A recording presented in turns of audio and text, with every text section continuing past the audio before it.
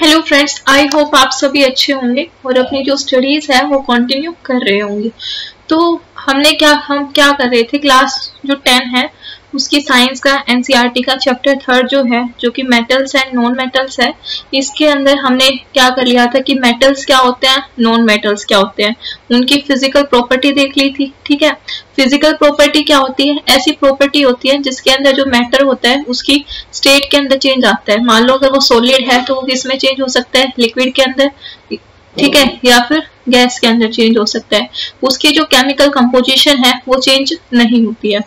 फिर अब इस पार्ट के अंदर हम क्या करेंगे, केमिकल प्रॉपर्टीज करेंगे मेटल्स एंड नॉन मेटल्स की। केमिकल प्रॉपर्टीज क्या है कि उसकी जो केमिकल कंपोजिशन है उसके अंदर चेंज आ रहा है। जैसे कि मान लो आयरन है, आयरन क्या है, ये ऑक्सीजन के साथ मिलके क्या बनाएगा, आयरन के ऑक्साइड बनाएगा। ठीक है, FeO लिख लेती हूँ मैं। तो क्या है, पहले आयरन किस फॉर्म में था, आयरन की फॉर्म में था, मेटल की फॉर्म में, अब ये किसकी फॉर्म में है, ऑक्साइड के साथ है, कंपाउंड बन गया। तो यहाँ पे केमिकल कंपोजिशन के अंदर चेंज आया है ना। तो यही क्या है, केमिकल प्रॉपर्टीज होती हैं। अब हम स्टार्ट करते हैं। तो यहाँ पे केमिकल प्रॉपर्टीज स्टार्ट होती हैं। तो हमने कहा था कि जो मेटल्स होते हैं और यहाँ पे नॉन मेटल्स होते हैं, हम उनको क्या है, प्योरली उनकी फिजिकल प्रॉपर्टीज के हिसाब से डिवाइड नहीं कर सकते। हमें उनके क्या है, केमिकल प्रॉपर्टीज जो होती हैं वो भी देखनी पड़ेंगी। तो अब हम स्टार्ट करते हैं किसके साथ, केमिकल प्रॉपर्टीज के साथ। तो सबसे पहले आता है कि अब क्या होगा जब हम मेटल्स को एयर के अंदर बर्न करते हैं। तो जैसे ही हमने पीछे पढ़ा है, अब तक हम पढ़ रहे थे कि मैग्नीशियम होता है। मैग्नीशियम को जब हम क्या करते हैं, मैग्नीशियम था उसको जैसे पहले क्या किया था, सैंड पेपर के साथ रब कर लिया था, फिर ऑक्सीजन के साथ क्या है, इसको रिएक्ट करवा दिया था। तो क्या बन गया था हमारे पास, मैग्नीशियम ऑक्साइड बन गया था ना। और मैग्नीशियम ऑक्साइड का कलर कैसा किया था हमने, व्हाइट कलर किया था। और ये भी कहा था कि जो मैग्नीशियम है वो व्हाइट फ्लेम के साथ बर्न करता है। तो ये याद है। तो इसी तरीके से जितने भी मेटल्स होते हैं वो ऑक्सीजन के साथ रिएक्ट करते हैं। ठीक है, मतलब सारे नहीं, उनकी रिएक्टिविटी है, मतलब रिएक्शन शो करते हैं कुछ। अब हम इसमें क्या करेंगे, एक एक्टिविटी है, इसमें हम अलग अलग, इसमें क्या दे रखा है कि हमें कुछ मेटल्स लेने हैं और उनको बर्न करके देखना है। ठीक है, बर्नर के ऊपर, और ये देखना है कि वो कौन सी फ्लेम के साथ बर्न करते हैं और वो क्या प्रोडक्ट बनाते हैं। जैसे कि हमने देखा कि अलग अलग मेटल्स जब हम देखेंगे तो हम ये कह सकते हैं जितने भी हमारे पास ऑलमोस्ट मेटल्स होते हैं वो क्या करते हैं, ऑक्सीजन के साथ रिएक्ट करके क्या बना लेते हैं, मेटल ऑक्साइड्स बना लेते हैं। फॉर एग्जाम्पल जैसे कि हमारे पास कॉपर है, ये ऑक्सीजन के साथ रिएक्ट करके क्या बना लेता है, कॉपर ऑक्साइड बना लेता है, जिसका कलर कैसा होता है, ब्लैक कलर का ये होता है। सिमिलरली जो हमारा एल्यूमिनियम है वो भी ऑक्सीजन के साथ रिएक्ट करके क्या बना लेता है, एल्यूमिनियम ऑक्साइड बना लेता है।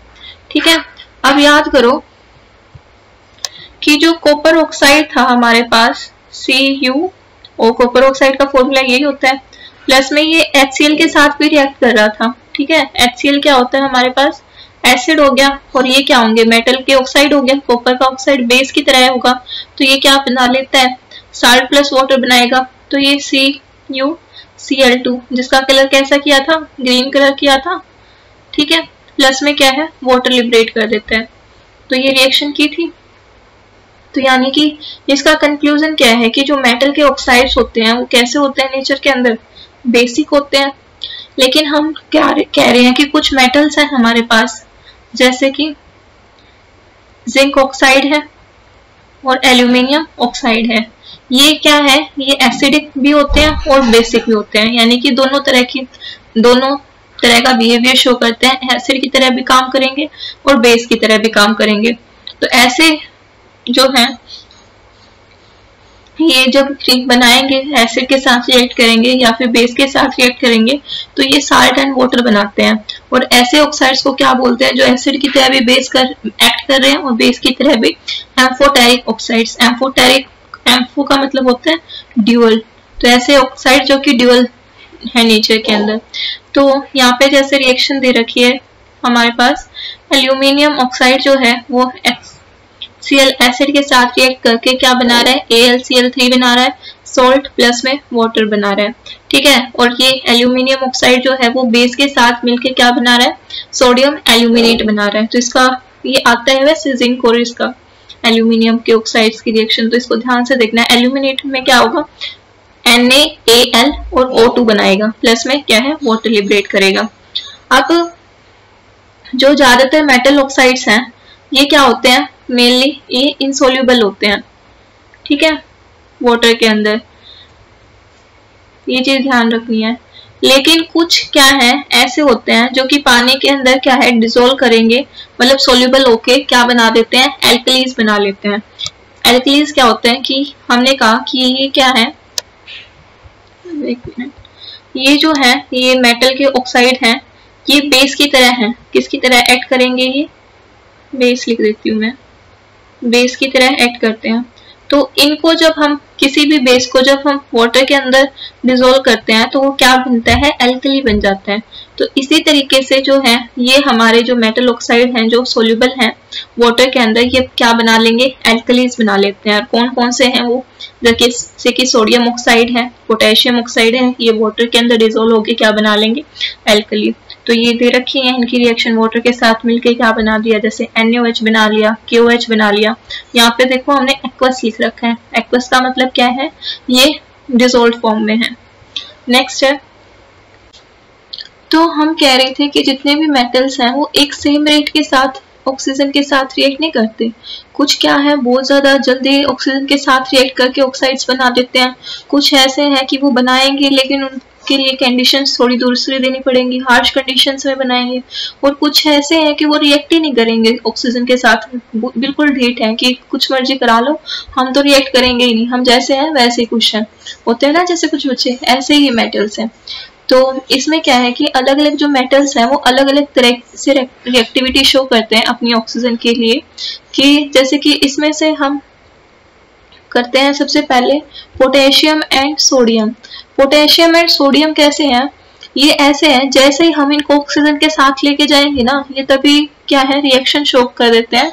और ये रिएक्शन इतनी विगरसली होती है कि यहाँ पे क्या है आग भी लग सकती है, तो इतने ज्यादा रिएक्टिव होते हैं। तो अगर उनको थोड़ा सा भी अगर मतलब बाहर लेके जाते हैं तो आग लगेगी, तो इससे बचाने के लिए हम क्या करते हैं, इनको केरोसिन ऑयल के अंदर रखते हैं। ये क्वेश्चन भी आता है कि किस चीज के अंदर सोडियम एंड पोटेशियम को रखा जाता है, तो वो केरोसिन के अंदर रखते हैं, ऑयल के अंदर। और क्यों रखते हैं, क्योंकि वो बहुत ज्यादा रिएक्टिव है। अब कुछ मेटल्स हैं जैसे कि हमारे पास कौन से हैं, इसमें जैसे कि हमारे पास लेड है, एक तो जिंक है, एल्यूमिनियम है, मैग्नीशियम है। ये क्या करेंगे, अपने धीरे धीरे रिएक्ट करेंगे और क्या बना लेते हैं, एक ऑक्सीजन ऑक्साइड की लेयर बना लेते हैं। और ये ऑक्साइड की जो लेयर है ये इनको फर्दर ऑक्सीडेशन से प्रिवेंट करती है कि बस हम इतने ही रिएक्ट कर रहे थे, अब हम और ज्यादा रिएक्शन शो नहीं करेंगे। और कुछ है जैसे कि आयरन है, आयरन रिएक्ट ही नहीं करता ऑक्सीजन के साथ अगर हम इसको हीट करते हैं, मतलब हीट करेंगे। लेकिन अगर हम आयरन फिलिंग्स को बर्नर के ऊपर डाल देते हैं तो ये जल्दी रिएक्ट कर जाता है, विग्रेसली रिएक्ट करते हैं। ऐसे ही कॉपर है, कॉपर भी रिएक्ट नहीं करता, लेकिन अगर हम हॉट गर्म जो हो गया अगर कॉपर, तो वो फिर क्या है रिएक्ट कर जाता है और वो क्या बना देता है, कॉपर ऑक्साइड, जिसका कलर कैसा होता है, ब्लैक होता है, अभी हमने कहा। अब ऐसे इसमें क्या है हमारे पास, जैसे कि सिल्वर है और गोल्ड है, ये बिल्कुल ही रिएक्ट नहीं करते ऑक्सीजन के साथ, बेशक कितना ही मर्जी हाई टेम्परेचर हम देख लें इनको। तो अब यहाँ पे क्या आता है, एनोडाइजिंग की बात आती है। एनोडाइजिंग क्या होता है, एक प्रोसेस होता है जिसके अंदर हम क्या करते हैं, एल्यूमिनियम के ऊपर एक थिक ऑक्साइड लेयर बना लेते हैं। तो नॉर्मल कंडीशंस में तो क्या होता है कि जैसे ये एल्यूमिनियम है हमारा, ये एल्यूमिनियम था, अब ये ऑक्सीजन के साथ रिएक्ट करेगा और ऑक्सीजन के साथ रिएक्ट करके इसने मान लो अपने ऊपर यहाँ पे एक ऑक्साइड की लेयर बना दी, ठीक है। और ये ऑक्साइड की लेयर अब फर्दर इसको रिएक्ट करने से नहीं बचाएगी, तो अब हम क्या करवाएंगे, एनोडाइजिंग करवाएंगे। एनोडाइजिंग के अंदर क्या है कि ये हमारा जैसे ये है, ये दो इसमें इलेक्ट्रोड है, तो एक इसमें जैसे एनोड है, एक क्या है कैथोड है। एनोड के ऊपर हम किसको ले लेते हैं, एल्यूमिनियम को ले लेते हैं। अब एल्यूमिनियम क्या है, एनोड पे ले लिया और यहाँ पे क्या है, इसको H2SO4 के अंदर डाल लिया। पूरे एपरेटस जो है, एपरेटस के अंदर हमने क्या डाल लिया, H2SO4 डाल लिया। अब जो एल्यूमिनियम है, तो इस वाले केस में क्या होगा, यहाँ पे ऑक्सीजन गैस जो है वो लिबरेट होती है, कहाँ पे, क्या एनोड पे होगी। और ये जो एनोड है, एनोड के ऊपर क्या था, एल्यूमिनियम था। तो ये जो ऑक्सीजन गैस है, ये एल्यूमिनियम के साथ रिएक्ट करके क्या बना देगी, एल्यूमिनियम ऑक्साइड। तो इसके ऊपर क्या है, एक एल्यूमिनियम ऑक्साइड की जो लेयर है वो डेवलप हो जाएगी, ठीक है। और ये जो लेयर है, इसके ऊपर हम फिर बाद में जैसे कि इसको अच्छे से फिनिशिंग देने के लिए क्या कर सकते हैं, इसको अलग अलग डाइज के साथ भी वो करवा सकते हैं, पेंट कर सकते हैं, ताकि इसकी जो है अट्रैक्टिव फिनिश दे सके, ये थोड़ा सा अट्रैक्टिव लगे। तो ये क्या प्रोसेस था, ये था हमारा एनोडाइजिंग का। तो यहाँ से हमें एक चीज क्लियर होगी, जो सोडियम है वो क्या है, सबसे ज्यादा रिएक्टिव है इन सारे मेटल्स के अंदर जो हमने यहाँ पे डिस्कस करे। मैग्नीशियम जो है वो थोड़ा सा लेस विगरस है, इतना ज्यादा नहीं है जितना कि सोडियम है। लेकिन एक बात देखो कि सिर्फ ऑक्सीजन के साथ हमने रिएक्ट करके देखा है, तो क्या हम उसकी रिएक्टिविटी बता सकते हैं। मान लो कोई बच्चा है, वो अगर पढ़ाई के अंदर अच्छा नहीं है, तो क्या हम कह देंगे कि ये अच्छा नहीं है, ठीक है, ये तो डल है। सारे एस्पेक्ट्स देखने पड़ते हैं ना उसकी। तो यहाँ पे अब हम इसको दूसरी चीजों के साथ रिएक्ट करवा के देखेंगे, जैसे कि यहाँ पे अब किसको ले रहे हैं, हम वाटर को ले रहे हैं। अब ये एक्टिविटी 3.10 है, इसके अंदर सेम क्या करना है, मेटल्स को पहले क्या है, जैसे कोल्ड वाटर बीकर ले लेंगे, बीकर के अंदर कोल्ड वाटर ले लिया, ठंडा पानी ले लिया, उसके अंदर मेटल्स को डाल के देखेंगे। तो क्या देखना है कि क्या वो फायर प्रोड्यूस कर रहे हैं, ठीक है, और क्या वो कुछ टाइम के बाद फ्लोट करना शुरू करेंगे, ये चीजें देखनी है। और कुछ फिर क्या करना है, कुछ ऐसे होंगे मेटल्स जो कि कोल्ड वाटर के साथ रिएक्ट नहीं करेंगे, तो हम क्या ले लेंगे, हॉट वाटर ले लेंगे। फिर देखेंगे क्या हॉट वाटर में अब उन्होंने रिएक्ट किया या नहीं किया। तो इस तरीके से कुछ ऐसे होंगे जो हॉट वाटर के साथ भी नहीं करेंगे। फिर हम क्या कर लेंगे, स्टीम ले आएंगे, भाप ले आएंगे, तो देखेंगे क्या स्टीम के साथ रिएक्ट कर रहे हैं।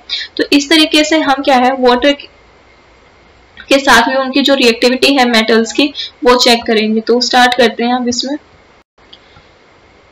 तो ये जैसे कि ये तो स्टीम का एक्शन दे रखा है। तो सबसे पहले क्या है कि जो मेटल्स हैं वो वाटर के साथ रिएक्ट करके सबसे पहले क्या बना लेते हैं, मेटल ऑक्साइड बना लेते हैं और हाइड्रोजन गैस बना लेते हैं।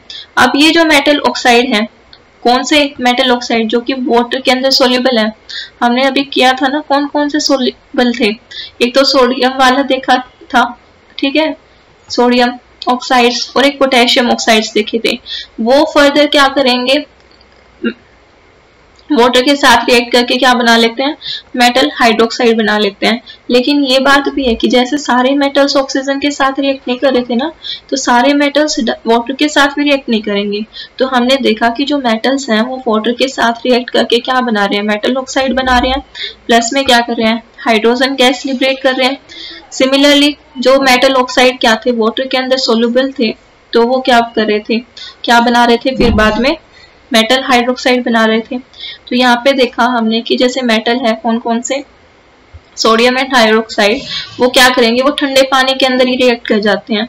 और ये रिएक्शन इतनी ज्यादा वॉयलेंट होती है, कितनी ज्यादा हीट निकलते हैं यहाँ पे, कि जो हाइड्रोजन इवॉल्व हुआ है ये क्या कर देता है, तभी फायर कैच कर लेते हैं। तो ये जैसे इसकी रिएक्शन हमने शो कर रखी है। तो ये जैसे सोडियम है और वाटर के साथ रिएक्ट करके ये डायरेक्ट क्या कर लेते हैं, जैसे कि हमने पहले बताया कि ऑक्साइड बना लेते हैं मेटल के। फिर ये ऑक्साइड क्या है, वाटर के साथ रिएक्ट करके क्या बना लेंगे, मेटल हाइड्रोक्साइड बना लेते हैं, प्लस में हाइड्रोजन गैस यहाँ पे इवॉल्व होती है, ठीक है। और यहाँ पे बहुत ज्यादा हीट निकलती है, तो हीट जहाँ पे निकलती है तो उस ऐसे रिएक्शंस को क्या बोलते हैं, एक्सोथर्मिक रिएक्शंस बोलते हैं। और ये जो हाइड्रोजन इवॉल्व हुआ है, इसकी वजह से क्या होता है, यहाँ पे फायर आ जाती है, आग लग जाती है।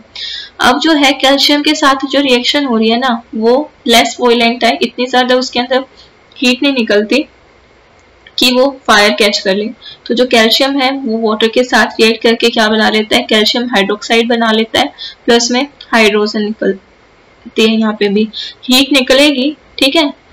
हीट को डेल्टा से शो करते हैं मतलब।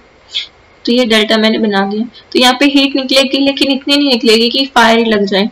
फिर आता है कि जो कैल्शियम होगा ना वो क्या करना शुरू कर देगा, फ्लोट करना शुरू कर देगा पानी के ऊपर, क्योंकि जो बबल्स होंगे हाइड्रोजन के वो क्या कर जाएंगे, ये जैसे मेटल है इस मेटल के साथ यहाँ पे हाइड्रोजन के बबल्स स्टिक कर जाते हैं और इसको ऊपर ले आएंगे। फिर है कि जो मैग्नीशियम है वो क्या करेगा, वो कोल्ड वाटर के साथ रिएक्ट नहीं करता, ये किसके साथ रिएक्ट करेगा, ये हॉट वाटर के साथ रिएक्ट करके क्या बना लेता है, मैग्नीशियम हाइड्रोक्साइड बनाएगा, प्लस में हाइड्रोजन गैस लिबरेट करेगी। यहाँ पे भी मैग्नीशियम जो है वो फ्लोट करना शुरू कर देगा, क्योंकि जो बबल्स हैं हाइड्रोजन गैस के वो मेटल्स के साथ क्या कर जाते हैं, इस मेटल के साथ स्टिक कर जाएंगे। अब कुछ मेटल्स हैं जैसे कि हमारे पास एल्यूमिनियम है, ठीक है, आयरन है, जिंक है, ये ना तो कोल्ड वाटर के साथ रिएक्ट करते और ना ही ये हॉट वाटर के साथ रिएक्ट करते। ये किसके साथ रिएक्ट करेंगे, स्टीम के साथ रिएक्ट करेंगे, ठीक है, मतलब स्टीम मतलब भाप के साथ रिएक्ट करेंगे।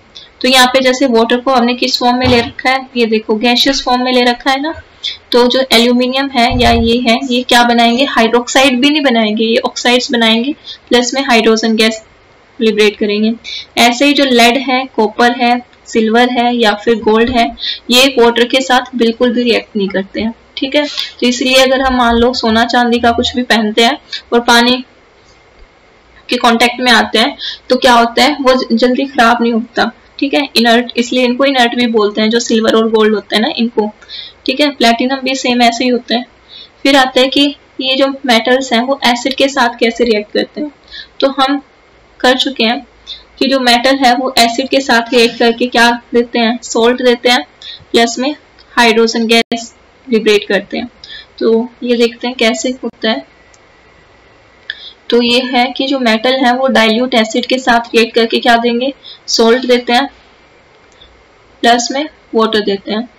अब यहाँ पे क्या है, इस एक्टिविटी में हमें ना तो सोडियम लेना ना ही पोटेशियम, क्योंकि ये बहुत ज्यादा विग्रेसली रिएक्ट कर रहे हैं, तो अगर एसिड के अंदर डालेंगे तो पता नहीं क्या हो जाएगा, तो बहुत ज्यादा हीट निकलेगी, ठीक है, इतनी ज्यादा फायर लग जाएगी, तो उसको कंट्रोल करना भी थोड़ा मुश्किल हो जाएगा, तो इनको तो लेंगे नहीं। बाकी जो सैंपल्स हैं उनको क्या है, किसी भी डाइल्यूट जैसे एसिड ले लेंगे, यहाँ पे HCl ले रखा है तो HCl ले लेते हैं, उसके अंदर क्या है डाल के देखेंगे, टेस्ट ट्यूब के अंदर एसिड ले लिया, फिर मेटल डाल के देखेंगे, और थर्मोमीटर भी लगा लेंगे साथ में कि कितनी हीट वहां पे निकल रही है, तो वो मेजर हो जाएगा। तो यहाँ पे भी हम क्या है, हाइड्रोजन के बबल्स की फॉर्मेशन देखेंगे, फिर देखेंगे कौन सा मेटल जो है वो विग्रेसली रिएक्ट कर रहा है HCl के साथ, कौन सा नहीं कर रहा, किसमें ज्यादा टेम्परेचर देखा हमने, तो ये सब चीजें यहाँ पे देखते हैं। तो वही है कि मैग्नीशियम जो है, एल्यूमिनियम, जिंक है, आयरन है, इनकी रिएक्शंस लिखनी है HCl के साथ, तो ये आप लिख दोगे। तो ये चीज ध्यान रखनी है कि इसको पहले सम अप कर लेते हैं, सम अप तो कर ही चुके हैं ना वैसे हम, ठीक है। तो एक रिएक्शन लिख के देख लेते हैं, जैसे कि मैग्नीशियम की लिख लेते हैं। जो मैग्नीशियम है वो किसके साथ रिएक्ट करवा रहे हैं, हम उसको HCl के साथ रिएक्ट करवा रहे हैं, HCl डाइल्यूट फॉर्म में है ये, ठीक है। तो ये क्या बना देगा, MgCl2 बना देगा, साल्ट बन गया MgCl2 का, प्लस में क्या, कौन सी गैस निकलेगी यहाँ पे, हाइड्रोजन गैस। तो ऐसे क्या है, आप दूसरे जो है मेटल्स के साथ रिएक्शन लिख सकते हो, जैसे कि एल्यूमिनियम के अंदर क्या निकल जाएगा, कौन सा साल्ट निकलेगा, AlCl3 निकल जाएगा, AlCl3। जिंक के अंदर कौन सा निकलेगा, ZnCl2 निकल जाएगा। आयरन के साथ FeCl3 बना लेगा, FeCl3, ठीक है। तो ये अलग अलग साल्ट की फॉर्मेशन होगी, प्लस में हाइड्रोजन गैस तो निकलेगी। तो जो अब यहाँ पे एक चीज ध्यान रखनी है, ये इंपॉर्टेंट भी कह सकते हैं, कि जो हाइड्रोजन गैस है ना, अगर हम मेटल को रिएक्ट करवाते हैं नाइट्रिक एसिड के साथ, नाइट्रिक एसिड क्या होता है हमारा, HNO3, क्या होता है HNO3। क्यों नहीं करते, क्योंकि जो HNO3 है वो क्या है, एक स्ट्रॉन्ग ऑक्सीडाइजिंग एजेंट है। स्ट्रॉन्ग ऑक्सीडाइजिंग एजेंट का मतलब क्या है, एक ऐसी एजेंट है जो कि क्या सप्लाई कर सकता है, ये ऑक्सीजन सप्लाई कर देता है, ये अपनी ऑक्सीजन दूसरे को दे देता है ना, वहां नहीं है। तो ये क्या करेगा, जैसे ये है HNO3, ये क्या, इसने क्या की, अपनी ऑक्सीजन ये दे दी किसको, एक मिनट, ये H2 था, H2 को अपनी ऑक्सीजन दे दी इसने, और ये चेंज हो जाएगी जो HNO3 ने अपनी जो ऑक्सीजन है वो किसको दी, हाइड्रोजन को, और जो हाइड्रोजन है वो किस में चेंज हो जाएगी, वाटर के अंदर चेंज हो जाएगी। ठीक है, और ये खुद क्या हो जाएगा, आपस में ये तो रिड्यूस हो जाएगा, और जो ऑक्सीजन है इसके अंदर इसका एडिशन हो गया तो हाइड्रोजन का क्या हो जाएगा, ऑक्सीडेशन हो जाता है। ठीक है, और ये खुद क्या बना लेता है, नाइट्रोजन के ऑक्साइड बना लेता है, N2O है, जैसे NO है या फिर NO2 है। लेकिन इसमें भी एक्सेप्शन आ गई फिर से, कि जो मैग्नीशियम है या फिर मैग्नीज है, ये क्या करवाएंगे, ये डाइल्यूट HNO3 के साथ भी क्या कर सकते हैं, हाइड्रोजन गैस लिबरेट कर सकते हैं। इतना समझ में आ गया। फिर क्या है कि जो रेट ऑफ फॉर्मेशन है बबल्स का, कि एसिड के साथ रिएक्ट करेंगे तो एफरवेस्केंस जो होती है वो यहाँ पे प्रोड्यूस होगी, बबल्स बनेंगे। तो ये सबसे ज्यादा किसके अंदर देखने को मिले, हमें मैग्नीशियम के अंदर देखने को मिले। ठीक है, और ये सबसे ज्यादा एक्सोथर्मिक रिएक्शन भी किसके साथ देखने को मिली, मैग्नीशियम की। तो जब हमने इसको ऑर्डर मेंटेन किया, ठीक है, ऑर्डर में लगाया, तो देखा कि मैग्नीशियम सबसे ज्यादा रिएक्टिव है एसिड के केस में, फिर एल्यूमिनियम है, फिर जिंक है, फिर हमारा आयरन है। और जो कॉपर है वो एसिड के मतलब कॉपर के केस में कोई बबल्स ही नहीं देखने को मिले, टेम्परेचर में भी कोई चेंज नहीं देखने को मिला। तो इसका मतलब क्या है कि जो कॉपर है वो क्या है, डाइल्यूट HCl के साथ रिएक्ट नहीं कर रहा। फिर आता है इसके अंदर एक्वस रेजिया। एक्वस रेजिया क्या बोलते हैं इसको, रॉयल वाटर भी बोलते हैं। इसमें क्या होता है, जैसे कई बार मम्मी चाहती है सुनार वगैरह के पास, तो हमारा जैसे कि सोने का जो भी है, जैसे चैन वगैरह है या चांदी की है, तो वो क्या होती है, जैसे उस पे वो लग जाती है ना, जैसे काली सी हो जाती है, थोड़ी सी मैली मैली सी हो जाती है, तो सुनार के पास लेके जाती हैं और फिर वो एक लिक्विड के अंदर डालता है और फिर से वो चमक जाती है, एक जादू सा दिखाता है ना वो सुनार। तो उसमें क्या होता है, वो जो ये लिक्विड है वो क्या होता है, एक्वस रेजिया होता है। इसमें क्या होता है, कंसंट्रेटेड HCl होता है और कंसंट्रेटेड HNO3 होता है। किस रेशो में, 3:1 में। 3 अगर HCl है तो 3 जो है मॉलिक्यूल्स अगर हमारे पास कंसंट्रेटेड HCl के हैं तो 1 मॉलिक्यूल किसका होगा, कंसंट्रेटेड नाइट्रिक एसिड का होगा। और ये इतना ज्यादा वो है, स्ट्रॉन्ग होता है कि ये किसको, गोल्ड तक को भी क्या कर सकता है, डिसोल्व कर सकते हैं। ठीक है, कोई भी ऐसे एसिड नहीं है जो इसको कर सकता है अकेला, लेकिन इन दोनों का मिक्सचर कर सकते हैं। हाईली कोरोसिव है, ठीक है, अगर वो लिक्विड हाथ वगैरह पे लग जाए तो दिक्कत हो सकती है। फ्यूमिंग लिक्विड है, उसमें से क्या है, ऐसे भाप सी निकलती है, धुआं सा होता है। ठीक है, और ये एक ऐसा रिएजेंट है जो कि गोल्ड को या फिर प्लेटिनम को क्या कर सकता है, डिसोल्व कर सकता है। अब आता है कि जो मेटल है वो दूसरे मेटल के सॉल्यूशंस के साथ कैसे रिएक्ट करता है। जैसे कि कॉपर लेना है और एक आयरन नेल लेनी है, और कॉपर को किसके अंदर रखना है, हमें आयरन सल्फेट के सॉल्यूशन के अंदर रखना है, और एक जो आयरन नेल है उसको रखना है कॉपर सल्फेट के सॉल्यूशन में, और देखते हैं अब क्या होता है।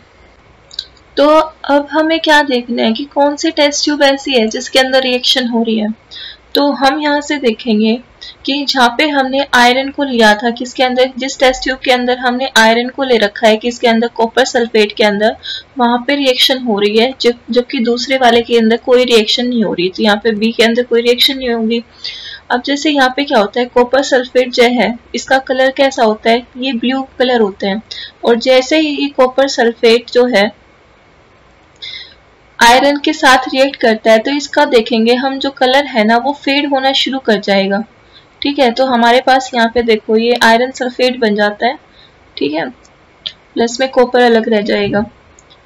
तो यहाँ पे हमने देखा कि कुछ रिएक्टिव मेटल्स क्या हैं, जो ज्यादा रिएक्टिव मेटल हैं वो क्या कर रहे हैं, लेस रिएक्टिव मेटल को उनके सॉल्यूशन से डिस्प्लेस कर सकते हैं। ठीक है, जैसे क्लास में होता है ना, अगर कोई ताकतवर बच्चा है वो क्या करता है, जो कमजोर बच्चा है उसको बुली करता है, तो उसकी जगह ले लेता है, ठीक है, उसको साइड कर देता है। ऐसे ही जो है यहाँ पे जो स्ट्रॉन्ग रिएक्टिव मेटल्स हैं वो लेस वाले को क्या कर सकते हैं, उनके सॉल्यूशन से या फिर मोल्टन फॉर्म में से उनको डिस्प्लेस कर सकते हैं। तो इस तरह की जो रिएक्शन होती है उनको हम क्या बोलते हैं, डिस्प्लेसमेंट रिएक्शन बोलते हैं। किया था हमने सिंगल डिस्प्लेसमेंट और डबल डिस्प्लेसमेंट, तो यहाँ पे कौन सी डिस्प्लेसमेंट रिएक्शन हो रही है, सिंगल डिस्प्लेसमेंट हो रही है। तो हमने क्या किया कि जो मेटल्स हैं उनको हमने उनकी रिएक्टिविटी चेक की है, ऑक्सीजन के साथ कर ली, वाटर के साथ कर ली, एसिड के साथ कर ली, लेकिन सारे मेटल्स क्या है, रिएजेंट के साथ में रिएक्ट नहीं करते। जैसे कि हमने किया था Ag किया था, ठीक है, Ag क्या होता है हमारा सिल्वर, और दूसरा हमारा क्या होता है Au गोल्ड। ये किए थे कि ना ये ऑक्सीजन के साथ रिएक्ट कर रहे थे, ना ये वाटर के साथ रिएक्ट कर रहे थे, ना ही ये एसिड के साथ रिएक्ट कर रहे थे। तो अब हम क्या करते हैं कि जो डिस्प्लेसमेंट रिएक्शन है ना, तो कैसे इनकी रिएक्टिविटी जो है वो देखेंगे, ठीक है। अगर ये अलग अलग तरीके से यहाँ से क्लियरली पता ही नहीं चलेगा, लेकिन जो डिस्प्लेसमेंट रिएक्शन होती है ना वो हमारे पास क्या है, एक क्लियर इमेज दे देती है, ठीक है। तो यहाँ से पता चल रहा है कि जो डिस्प्लेसमेंट रिएक्शन होती है वो एक क्या दे रही है, बेटर एविडेंस दे रही है रिएक्टिविटी ऑफ मेटल्स के बारे में। अगर कोई ए मेटल है वो बी को डिस्प्लेस कर रहा है उसके सॉल्यूशन से, तो इसका मतलब क्या है, ए जो है वो ज्यादा स्ट्रॉन्ग है। जैसे कि यहाँ पे देखो जो आयरन है वो क्या है, कॉपर सल्फेट को उसके सॉल्यूशन से डिस्प्लेस कर रहा है ना, और क्या बना रहा है, आयरन सल्फेट बना रहा है। इसका मतलब क्या है, जो आयरन है वो क्या है, ज्यादा स्ट्रॉन्ग है किससे, कॉपर से। तो इस तरीके से हम अलग अलग मेटल को रिएक्ट करवा के उनकी एक सीरीज निकाल लेते हैं, जिसको हम क्या बोलते हैं, रिएक्टिविटी सीरीज बोलते हैं। तो इसको कैसे डिफाइन करेंगे कि रिएक्टिविटी सीरीज क्या है, एक सीरीज है मेटल्स की जिसके अंदर मेटल्स को हमने अरेंज कर रखा है डिक्रीजिंग ऑर्डर के अंदर, यानी कि जो सबसे ज्यादा रिएक्टिव है वो ऊपर है और जो कम रिएक्टिव है वो नीचे है। तो ये यहाँ से देख सकते हैं। अब ये जैसे दे रखे हैं, सबसे ज्यादा रिएक्टिव कौन सा है, सोडियम है, फिर कौन है, सोडियम है, और सबसे कम रिएक्टिव कौन सा है, गोल्ड है। तो इसके को याद करने के लिए हम एक ट्रिक बना रखी है, ठीक है। वो क्या है, केदारनाथ का माली आलू जरा फीके पकाता है, कौन है आगे आओ। तो केदारनाथ, के से केदार, ना से नाथ, का से कैल्शियम का, माली Mg, आलू Al, जरा Zn, फिर है फीके से Fe, पकाता से Pb, है से H ले लेंगे, फिर कौन से कॉपर आ जाएगा, है से Hg मरकरी आ जाएगा, आगे से Ag सिल्वर आ जाएगा, और Au क्या है, आओ गोल्ड। तो ये जो ट्रिक है, मतलब ये एक लाइन है, इससे हम क्या है, पूरी की पूरी जो रिएक्टिविटी सीरीज दे रखी है हमारी वो याद कर सकते हैं। तो इसमें से देखो हमें पता चल जाएगा कि कौन ज्यादा रिएक्टिव है, कौन कम है, कौन बीच का है, ठीक है। अब हम नेक्स्ट देखते हैं क्या है। अच्छा, नेक्स्ट हमारे क्या दे रखे हैं, क्वेश्चंस दे रखे हैं। कि पहला क्वेश्चन ये है कि सोडियम जो है वो उसको हम केरोसिन ऑयल के अंदर क्यों रखते हैं। तो हमने कहा था जो सोडियम है वो क्या है, ऑक्सीजन के साथ अगर उसको खुले में रख देते हैं तो वो ऑक्सीजन के साथ रिएक्ट करके क्या बना देता है, सोडियम ऑक्साइड बना लेता है, Na2O बनाएगा। और ये जो रिएक्शन है ना ये इतनी विगरसली होती है कि हम क्या है, फायर लगने के चांसेस जो हैं वो बहुत ज्यादा होते हैं। तो इसी वजह से फायर ना लगे, सिर्फ सोडियम है उसको किस में रखते हैं, केरोसिन ऑयल के अंदर रखते हैं। सेकंड है कि रिएक्शन बतानी है किसकी, आयरन की, ठीक है। तो आयरन ले लिया हमने, किसके साथ, वाटर के साथ, स्टीम क्या होता है, वाटर, और गैशियस फॉर्म में होगा जो वाटर है, स्टीम है। तो फिर क्या बना देगा ये, फेरिक हाइड्रोक्साइड बनाएगा या ऑक्साइड बनाएगा, तो ये ऑक्साइड बनाता है, Fe3O4 बना देगा। प्लस में यहाँ पे क्या होगा, हाइड्रोजन जो गैस है वो हमारी वो लिबरेट होएगी, ठीक है। नेक्स्ट है हमारा कैल्शियम और जो पोटेशियम है वो वाटर के साथ। तो ये जैसे हम करते हैं, जैसे सोडियम है अगर इसको रिएक्ट करवाते हैं वाटर के साथ तो ये क्या देगा, तो ये पहले तो हमने कहा था ये क्या देता है, ऑक्साइड देता है, लेकिन ये क्या है जल्दी से बहुत ज्यादा स्ट्रॉन्गली रिएक्ट करता है, तो ये क्या दे देगा, हाइड्रोक्साइड दे देगा, प्लस में क्या देगा, हाइड्रोजन देगा। और इस रिएक्शन में सेकंड क्या है कि बहुत ज्यादा हीट निकलती है, ठीक है, तो हीट दे देगा ये डेल्टा से, जिसको हमने रिप्रेजेंट कर रखा है। फिर आता है कैल्शियम, जो कैल्शियम है Ca, वो किसके साथ रिएक्ट करेगा, वाटर के साथ, कोल्ड वाटर के साथ रिएक्ट कर जाते हैं जो पोटेशियम है या फिर हमारा है, और ये क्या देगा, ये भी CaOH2 दे देता है। और CaOH2 को हम अब तक क्या बोलते हैं, हम स्लेट लाइन बोलते हैं, ठीक है। प्लस यहाँ पे भी क्या है, हमारे पास हाइड्रोजन निकल जाएगी, प्लस में डेल्टा निकल जाएगा, यानी कि हीट निकलती है। लेकिन यहाँ पे जो हीट निकलेगी ना, वो हमने कहा था कि कैल्शियम के केस में जो हीट निकलती है वो क्या होती है, बहुत कम होती है एज कम्पेयर टू सोडियम या फिर पोटेशियम वाले में। थर्ड क्वेश्चन है कि हमारे पास सैंपल दे रखे हैं, 4 मेटल्स हैं ABCD, और उनको एक सॉल्यूशन के अंदर रख रखा है। तो ये रिजल्ट्स देख लिए हमने, तो बताना है क्या होगा क्या नहीं होगा, ठीक है। तो A मेटल है, ठीक है, A मेटल को जब हमने आयरन सल्फेट के अंदर रखा तो कोई रिएक्शन नहीं हुई, कॉपर सल्फेट के साथ वो रिएक्ट कर गया, तो जिंक सल्फेट के साथ क्या होगा। तो यहाँ पे हमने देखा था कि दारनाथ का माली जो है आलू जरा, तो जिंक क्या है ज्यादा स्ट्रोंग है, तो ये आयरन सल्फेट को डिस्प्लेस नहीं कर पाया, तो ये जिंक सल्फेट को भी नहीं करेगा, ठीक है। सिल्वर नाइट्रेट क्या होता है, Ag नीचे था तो उसको क्या कर देगा, ये डिस्प्लेस कर देगा। फिर है जो B है, वो क्या करवा रहा है, आयरन सल्फेट को तो डिस्प्लेस करवा रहा है। कॉपर, आयरन क्या है, कॉपर से ऊपर होता है, तो ये कॉपर को भी करवा देगा, ठीक है। Ag नीचे होता है तो Ag को भी करवा देगा, लेकिन ये जिंक को नहीं करवा पा रहा। थर्ड केस में क्या है, जो C मेटल है वो आयरन सल्फेट को भी डिस्प्लेस नहीं करवा पा रहा, कॉपर सल्फेट को भी, जिंक सल्फेट को भी, लेकिन ये क्या है, Ag जो नाइट्रेट है उसको डिस्प्लेस करवा सकते हैं।